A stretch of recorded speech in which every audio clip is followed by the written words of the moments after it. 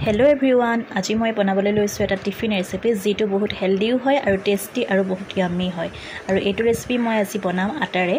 গটিকে আহকচোন ভিডিওটো আৰম্ভ কৰো আৰু এয়া প্ৰথমতে মই এটা বাটিত অলপমান আটা লৈ ললো তাতে অকনমান নিমখ মিক্স কৰি দিছো আৰু লগতে দিছো গৰম পানী দিয়া পাছত অকনমান ঠাণ্ডা হ'বলৈ ৰাখিলো তাৰ পাছত এয়া আটা মঠা দৰে মই মঠি লৈছো ডোটো মঠুতে বেছি কোমল কৰিব নালাগে অকনমান টানকে মঠি লৈছো মই আৰু এয়া মই ঢাকি থৈছো অলপ সময় তাৰ পাছতে এয়া মই এটা বইল কৰা আলু লৈ লৈছো আৰু মিহি মিহিকৈ কাটি লৈছো পিয়াজ আৰু জলকীয়া এতিয়া বইল কৰা আলুটো মই সমানে দুফাল কৰি তাৰে এফালহে মই ব্যৱহাৰ কৰিম এফাল নিদু যেহেতু আলুটো অকনমান ডাঙৰে আছে মোৰ ভাগৰ হে কাৰণে এফালে ব্যৱহাৰ কৰিম আৰু এয়া এটো ধুনিয়াকৈ এতিয়া মই পিটিকা কৰি লম আলুখিনি ভালকৈ পিটিকা কৰি লোৱাৰ পাছত মই গেছটো অন কৰি তাতে কেৰাহী এখন পাতি দিলো আৰু এয়া দিছো তেল অকনমান দিছো তেলকন গৰম হোৱাৰ পাছতে মই এতিয়া ইয়াত পিয়াজখিনি দি দিছো পিয়াজখিনি অলপ সময় ভজাৰ পাছত মই পিটিকা কৰি লোৱা আলুখিনি দি দিছো এইখিনি অলপ সময় ভাজিব লাগিব আৰু লগতে দি দিছো মিহি মিহিকৈ কাটি লোৱা জলকীয়া আৰু নিমখ জুখমতে দিছো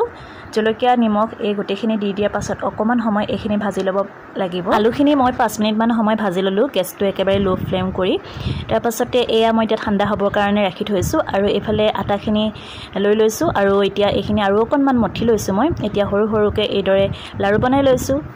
আটাৰ লাডুটো মই এতিয়া অলপ বেলি লৈছো ইয়াৰ ভিতৰতে এতিয়া মই আলুৰ পুৰখিনি দিম আৰু ধুনিয়াকৈ মই তাৰ ভিতৰত আলুৰ পুৰখিনি দি বন্ধ কৰি দিম আৰু এইদৰে মই মমো যিদৰে বনাই ঠিক সেইদৰে শেপটো দিছো আৰু তাৰ পাছতে এয়া মই এনেকৈ বন্ধ কৰি দিছো যাতে আলুখিনি বাহিৰলৈ ওলাই নাযায় আপোনালোকে এইদৰে বনাই ল'ব ধুনিয়াকৈ তাৰ পাছত এতিয়া মই এইখিনি এটা এটাকৈ তেলত ধুনিয়াকৈ ফ্ৰাই কৰিব লাগিব আৰু এটা মই বনাইছো ৰুটিখন বেলোতে বেছি ডাঠ কৰিব নালাগে আৰু বেছি পাতলা কৰিব নালাগে যদি বেছি ডাঠ কৰা হয় তেতিয়া নিহিচিব খাই বেয়া লাগিব আৰু যদি পাতলা কৰা হয় বেছিকৈ তেতিয়া আলুখিনি ভিতৰৰ পৰা ওলাই আহিব আৰু যদি আলুখিনি ওলাই আহে তেতিয়াটো খাবলৈ আৰু বেছি বেয়া লাগিব আৰু ভালো নালাগিব দেখিবলৈ আৰু এতিয়া মই এটা বেলেগ শেপত বনাইছো এখন অকনমান ডাঙৰকৈ ৰুটিটো বেলি ললো তাৰ পাছত মই এইদৰে আলুখিনি গুটি ৰুটিখনতে দি দিলো তাৰ পাছত এয়া দেখিছে মই ধুনিয়াকৈ ৰোল এটা কৰি ললো আৰু এই ৰোলটো এতিয়া মই এখন ছুৰীৰ সহায়ত পিচ কাটি লম ৰোলটো এয়া মই সৰু সৰুকৈ টুকুৰা কৰি কাটি ললো তাৰ পাছত এয়া দেখিছে হাতেৰে মই এইদৰে হেচি দিছো গুটেই কেইটা এয়া মই হেচি ললো আৰু এতিয়া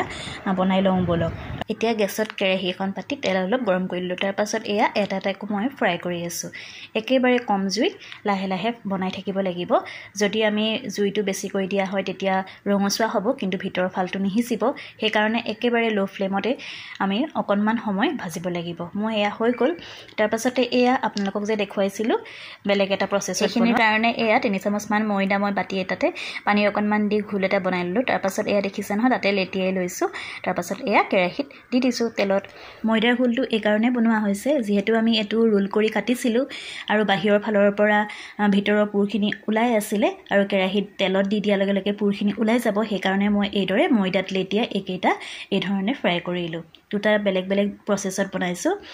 আৰু এয়া চাওকচোন মোৰ ৰেডি হৈ গল এইটো ৰেচিপি আপুনি আটাৰ হলনি ময়দাৰ পৰাও বনাব পাৰে কিন্তু ময়দাতকে মই আটাটো বেছি ব্যৱহাৰ কৰো ময়দাটো কম পৰিমাণে ব্যৱহাৰ কৰো যেহেতু ময়দা স্বাস্থ্যৰ পক্ষে বৰ ভাল নহয়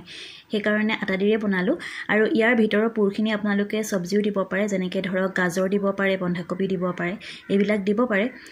আৰু মই আজি আলু আৰু পিয়াজ দিয়ে বনালো টিফিন বুলিয়ে নহয় কেতিয়াবা গধূলি চাহ কাপৰ লগতো বা কোনোবা আলহী আহিলেও আমি এইদৰে বনাই দিব পাৰো খাই বহুতে ভাল লাগে আৰু ভিতৰৰ পুৰখিনি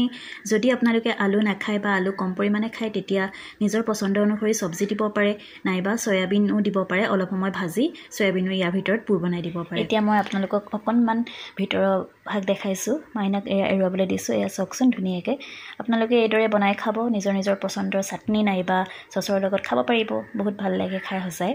আৰু মাইনাও খাই বহুত ভাল পাইছে আপোনালোকৰ বাৰু আজিৰ এই ৰেচিপিটো চাই কেনেকুৱা লাগিলে যদি ভাল লাগিলে লাইক কৰিব কমেন্ট কৰিব আৰু লগতে শ্বেয়াৰ কৰি দিব আৰু আজিলৈ আহিছো তেন্তে বাই বাই